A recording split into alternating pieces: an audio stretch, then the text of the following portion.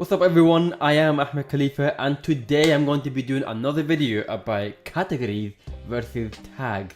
Two things that people get very confused about with their WordPress website, and I think it's a time that we should kind of clarify what they do and what they're for, and just to make it easier for you when you decide which one to pick.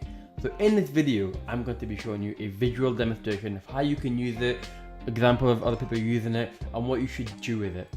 If you want a more detailed description of what you can do with it and more examples, check out the link in the description down below, click on that and it'll take you to your blog post that I have put together that will show you more information about categories versus tags.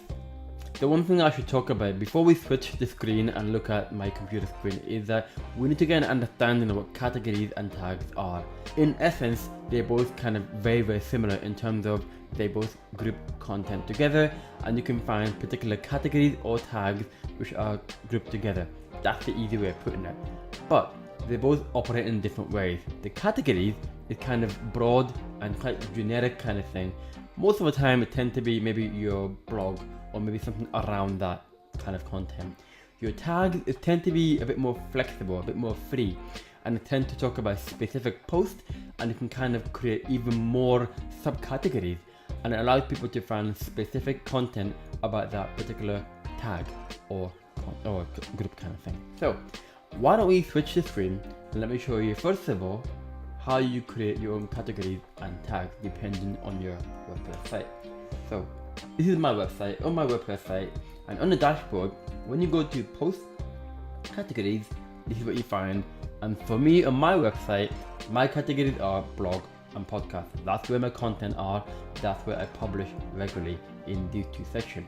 So it makes sense for me to have that. It might be different for you, and I'll check out the link in the description down below for more information and examples of how else it could be different for you. But it's very simple to create a new category by creating a name, the slug, which is the URL, how it's going to be named, and if applicable for your theme, then you're going to put it in the description down there. If you have subcategories, you put it in there as well. So in this case, for example, the blog, obviously the name is blog, and in my URL it will be written as blog. Podcast, again, it is podcast. And when you go to my website, this is what you have at the top. It will be the blog and the podcast. That is how they're going to appear. So if you click on blog, for example, the URL, which is my category, is going to be like that. And that is set up by the settings. So if you go to the settings section, you go to permalinks, and the structure that I have chosen for my website, not necessarily yours, is I have category and then post name, which in this case would be blog or podcast, and then the name of my post. It might be different for you, so I suggest that you look at the link in the description to look at other ways of how you could do it as well. The same idea as well with tags. It can be a bit more free, and as you can see here, I've got different tags for different topics, and it's important to be kind of specific because you don't want to have two of the same thing. So for example, you don't want to talk about affiliate, one tag, and then you have another tag called affiliate marketing. There might be overlaps. If it makes sense, maybe it'll be okay for you. So in this case, if I use an example of how I use tags, check out this blog post I have. Let's go back, that one I picked. It's about Yoast SEO plugin, and if you scroll down to the bottom for this particular theme, you'll see the tags are SEO, WordPress, and WordPress plugin. That's what makes sense for me. The good thing about that is, of course, is that if you click on, for example, SEO, the tag itself, not only will it take you to a different page, and as you can see, it's tag SEO, but you will find related content related to that topic, provided that I have tagged them SEO, of course. So obviously, as you can see here, there you are, different blog posts about SEO.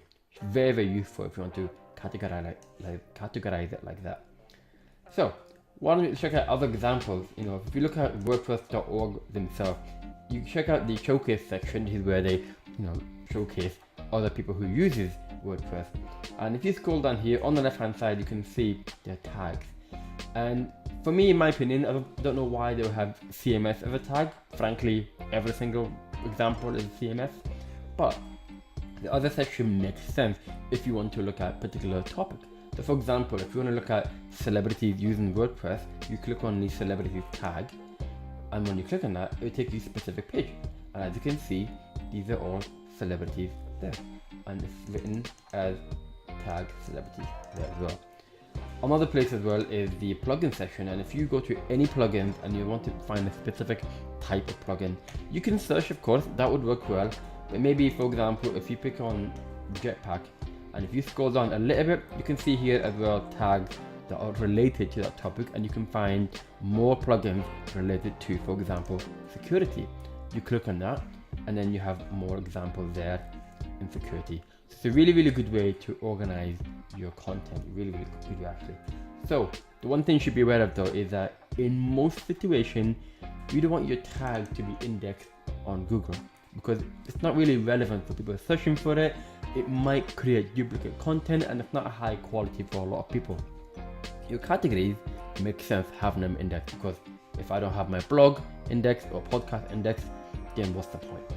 So one thing you should do, if you're using, for example, the Yoast SEO plugin, very, very popular, you go to SEO, search appearance, taxonomies.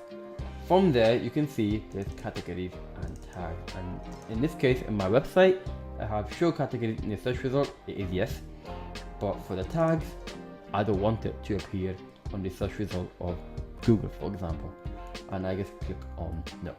So I suggest you do the same thing. It's not really going to be relevant for anybody searching to find, tags related posts, because you might be competing against yourself. You might have a blog post about this topic, and you might have a tag that is also about that topic, but you want people to find that blog post, the one that's really, really high quality.